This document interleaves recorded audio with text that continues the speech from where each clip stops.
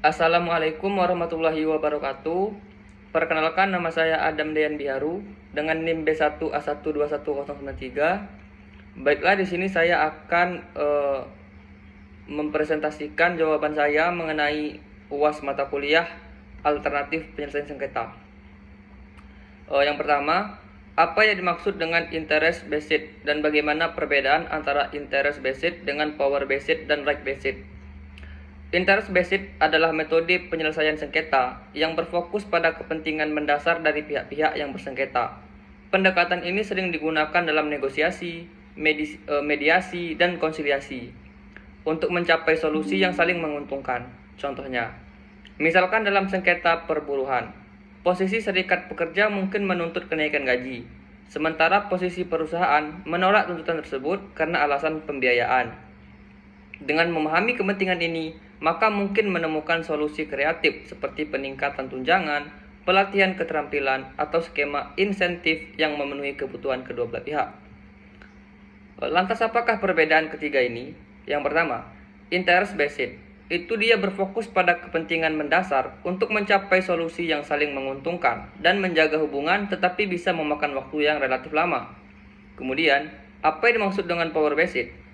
Power based itu lebih mengandalkan kekuatan atau pengaruh untuk menyelesaikan sengketa, cepat tetapi bisa tidak adil dan merusak hubungan antar pihak. Kemudian yang terakhir adalah right based, yaitu berdasarkan hak dan kewajiban hukum, di mana memberikan kepastian hukum, tetapi agak mahal, kaku, dan bisa merenggangkan hubungan kedua belah pihak. Baiklah, soal yang kedua. Apa yang dimaksud dengan penyelesaian sengketa secara adjudikasi dan bagaimana perbedaan antara penyelesaian sengketa secara adjudikasi dengan penyelesaian sengketa secara non-adjudikasi?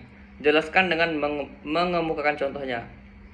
Baiklah, penyelesaian sengketa secara adjudikasi itu merujuk pada proses penyelesaian sengketa melalui intervensi pihak ketiga yang netral, seperti hakim atau arbiter, yang memiliki kewenangan untuk membuat keputusan yang mengikat, contohnya melibatkan pengadilan.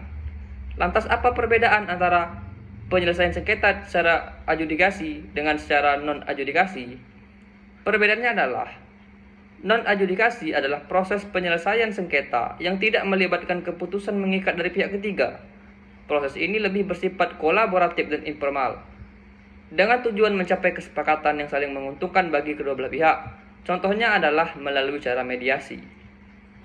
Soal yang ketiga, apakah yang dimaksud dengan penyelesaian sengketa melalui konsiliasi dan bagaimana perbedaannya dengan konsultasi, negosiasi, dan mediasi?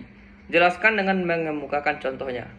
Baiklah, konsiliasi adanya seseorang yang disebut sebagai konsiliator yang nantinya akan membantu pihak-pihak yang bersengketa untuk mencapai kesepakatan dengan memberikan saran dan rekomendasi, tetapi tidak memiliki kewenangan sama sekali untuk membuat ataupun mengambil keputusan.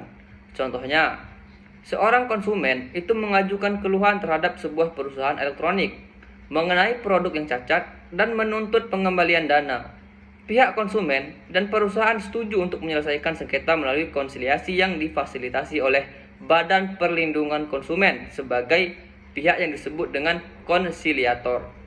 Lantas apa perbedaan dengan mediasi, negosiasi, dan konsultasi? Kalau berbicara tentang mediasi, maka ada seseorang yang disebut dengan mediator, yang nantinya membantu pihak-pihak yang bersengketa untuk berkomunikasi dan mencapai kesepakatan. Mediator tidak memiliki wewenang untuk membuat keputusan. Kemudian apa yang dimaksud dengan negosiasi? Itu adalah pihak-pihak yang bersengketa berusaha untuk menyelesaikan sengketa secara langsung melalui diskusi, kompromi tanpa melibatkan pihak ketiga. Kemudian yang terakhir itu konsultasi. Itu adalah metode penyelesaian sengketa non-adjudikasi yang melibatkan pihak ketiga netral yang memberikan nasihat dan panduan kepada pihak-pihak yang sedang bersengketa. Kemudian soal yang keempat, jelaskan arti dari kompetensi arbitrase hanya sengketa di bidang perdagangan dan mengenai hak yang menurut hukum dan peraturan perundang-undangan dikuasai sepenuhnya oleh pihak yang bersengketa dengan mengemukakan contoh. Baiklah, arbitrase itu hanya dapat digunakan untuk menyelesaikan sengketa yang menyangkut hak-hak yang sepenuhnya berada dalam penguasaan para pihak. Ini berarti hak tersebut harus merupakan hak pribadi atau hak kontraktual yang dapat diselesaikan melalui kesepakatan antara pihak tanpa campur tangan pihak ketiga ataupun lembaga negara. Contohnya, hak atas pembayaran dalam kontrak, hak atas properti yang dialihkan, dan hak atas pelaksanaan kewajiban kontraktor. Namun, ada batasan penting yang menghalangi penggunaan arbitrase untuk sengketa yang menurut hukum tidak dapat diadakan perdamaian, yaitu seperti sengketa pidana, sengketa publik, dan sengketa keluarga. Soal kelima, apakah sengketa perceraian dapat diselesaikan melalui arbitrase? Jelaskan dengan mengemukakan dasar hukumnya. Jawabannya, sengketa perceraian tidak dapat diselesaikan melalui arbitrase. Hal ini karena sengketa perceraian melibatkan status pribadi seseorang, yang menurut hukum perdata hanya dapat diselesaikan oleh pengadilan yang berwenang. Perceraian menyangkut perubahan status pribadi seseorang, status pernikahan yang memerlukan penegasan hukum dan otoritas negara. Ini bukanlah sesuatu yang dapat diputuskan oleh pihak ketiga ataupun lembaga arbitrase, karena melibatkan hak-hak dan kewajiban yang diatur secara ketat oleh hukum negara. Di Indonesia, dasar hukumnya adalah Undang-Undang Nomor 1 Tahun 1974 tentang perkawinan. Soal yang keenam, apa yang dimaksud dengan focusing on the main issues, dan apa pula arti dari flexibility, speed, dan cost? Jelaskan dengan mengemukakan contoh. Baiklah, focusing on main issue atau dalam konteks penyelesaian sengketa dapat diartikan sebagai sebuah proses atau pendekatan untuk memusatkan perhatian pada masalah inti atau pokok yang sebenarnya menjadi sumber perselisihan antara pihak yang sedang bersengketa. Contohnya, dalam sengketa kontrak, terjadi sengketa, sebuah perusahaan yang menyediakan layanan IT mengajukan klaim terhadap klien mereka karena klien tidak membayar tagihan. Kemudian permasalahan utama daripada sengketa itu adalah kewajiban klien untuk membayar tagihan tepat pada waktunya. Maka untuk menyelesaikan hal tersebut, maka fokusnya adalah menetapkan fokus dan penyelesaian masalah pembayaran yang belum diselesaikan sebelumnya. Lantas bagaimana perbedaannya dengan fleksibilitas, speed, dan cost? Fleksibilitas itu mengacu pada kemampuan untuk menyesuaikan proses penyelesaian sengketa dengan kebutuhan khusus dari kasus tertentu. Contoh, proses mediasi itu dapat disesuaikan dengan keinginan dan kebutuhan pihak yang bersengketa untuk mencapai kesepakatan. Kemudian yang berikutnya speed. Speed itu merupakan yang merujuk pada waktu yang dibutuhkan untuk menyelesaikan sengketa menggunakan metode alternatif penyelesaian sengketa. Contohnya, biasanya lebih cepat daripada proses pengadilan karena jadwal sidang bisa diatur lebih fleksibel dan tidak terlalu memakan waktu. Kemudian cost itu mengacu pada jumlah uang yang dikeluarkan untuk menyelesaikan sengketa menggunakan metode alternatif penyelesaian sengketa. Contohnya, biaya mediasi biasanya akan jauh lebih rendah daripada biaya pengadilan karena prosesnya lebih singkat dan kurang formal. Soal yang ketujuh, apa yang dimaksud dengan keputusan arbitrase yang bersifat final dan binding tersebut? Jelaskan dengan mengemukakan contoh dan dasar hukumnya. Baiklah, keputusan arbitrase itu bersifat final dan binding. Artinya, setelah keputusan arbitrase dikeluarkan, kedua belah pihak itu harus mematuhinya dan tidak dapat mengajukan binding atau melakukan upaya hukum lainnya untuk membatalkannya. Di Indonesia, peraturan yang mengatur arbitrase adalah Undang-Undang Nomor 30 Tahun 1999 tentang arbitrase dan alternatif penyelesaian sengketa. Pasal 54 undang-undang tersebut menyatakan bahwa keputusan arbitrase bersifat final dan mengikat para pihak.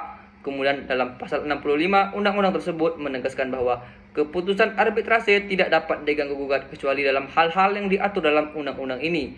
Contohnya, bahwa setelah keputusan itu dikeluarkan, maka setiap perusahaan yang sedang bersengketa, baik itu perusahaan A ataupun perusahaan B, harus serta-merta mematuhi keputusan dengan membayar kompensasi, katakanlah, sesuai dengan apa yang diputuskan dalam keputusan arbitrase tersebut. Soal yang ke-8, akan tetapi upaya hukum apa yang harus dilakukan jika para pihak tidak melaksanakan putusan arbitrase tersebut secara sukarela? Jelaskan dengan mengemukakan contoh dan dasar hukumnya.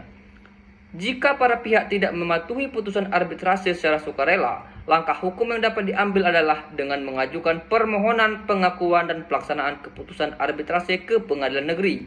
Dasar hukumnya adalah pasal 66 Undang-Undang Arbitrase yang menyatakan bahwa putusan arbitrase dapat diakui dan diberlakukan sebagai putusan pengadilan yang telah memperoleh kekuatan hukum tetap setelah diterbitkan oleh pengadilan negeri. Adapun contohnya adalah sebagai berikut. Arbitrase mengeluarkan keputusan yang menyatakan bahwa perusahaan B harus membayar ganti rugi sejumlah besar kepada perusahaan A. Meskipun telah diberi tenggat waktu, ternyata perusahaan B tidak membayar ganti rugi sesuai dengan keputusan arbitrase. Maka dari itu, perusahaan A dapat mengajukan permohonan pengakuan dan pelaksanaan keputusan arbitrase ke pengadilan negeri di wilayah hukum tempat perusahaan B berdomisili. Soal yang ke-9. Jelaskan syarat-syarat untuk dapat membatalkan suatu keputusan arbitrase yang sudah bersifat final dan binding tersebut dengan mengemukakan contoh atau dasar hukumnya. Yang pertama, adanya alasan yang diatur dalam Undang-Undang Pasal 70 Undang-Undang Arbitrase mengatur bahwa permohonan pembatalan keputusan arbitrase hanya dapat diajukan atas dasar alasan-alasan yang diatur dalam undang-undang. Yang kedua, salah satu pihak tidak diberitahukan tentang penunjukan arbitrator atau tentang prosedur arbitrase atau tidak dapat melakukan pembelaan karena alasan tertentu. Maka dengan adanya alasan-alasan tersebut, maka suatu keputusan arbitrase dapat dibatalkan meskipun dia bersifat final and binding. Contohnya, arbitrator yang ditunjuk itu ternyata tidak memiliki kualifikasi atau tidak independen sesuai dengan persyaratan yang disepakati, sehingga menimbulkan ketidakadilan bagi para pihak yang sedang bersengketa. Baiklah, soal ke-10, soal yang terakhir. Jelaskan persyaratan eksekusi putusan arbitrase internasional dengan mengemukakan dasar hukumnya. Ada beberapa dasar hukum yang jelas termasuk dalam Undang-Undang Arbitrase. Yang pertama adalah pasal 66 Undang-Undang Arbitrase. Pasal ini mengatur bahwa putusan arbitrase asing dapat diakui dan diberlakukan di Indonesia sebagai putusan pengadilan yang telah memperoleh kekuatan hukum tetap setelah diterbitkan oleh pengadilan negeri. Kemudian pasal 67 Undang-Undang Arbitrase. Pasal ini menyatakan bahwa permohonan pengakuan pelaksanaan putusan arbitrase asing harus diajukan oleh salah satu pihak yang terlibat ke pengadilan negeri di wilayah hukum tempat terdakwa berdomisili atau tempat di mana harta benda terdakwa ada. Dan pasal 68, pasal ini mengatur prosedur untuk permohonan pengakuan dan pelaksanaan putusan arbitrase asing, termasuk mengenai berkas permohonan, bukti-bukti yang harus dilampirkan, dan pemeriksaan yang dilakukan oleh pengadilan negeri. Kemudian pasal 69 Undang-Undang Arbitrase, pasal ini memberikan ketentuan bahwa putusan arbitrase asing yang diakui dan diberlakukan memiliki kekuatan hukum yang sama dengan putusan pengadilan yang telah memperoleh kekuatan hukum tetap. Kemudian yang terakhir adalah pasal 70 dalam Undang-Undang Arbitrase, di mana pasal ini mengatur tentang alasan-alasan yang dapat menjadi dasar untuk menolak pengakuan dan pelaksanaan putusan arbitrase asing. Ya baiklah, cukup sekian dari presentasi saya pada hari ini. Kurang dan lebihnya saya mohon maaf. Billahi taufiq wal hidayah. Wassalamualaikum warahmatullahi wabarakatuh.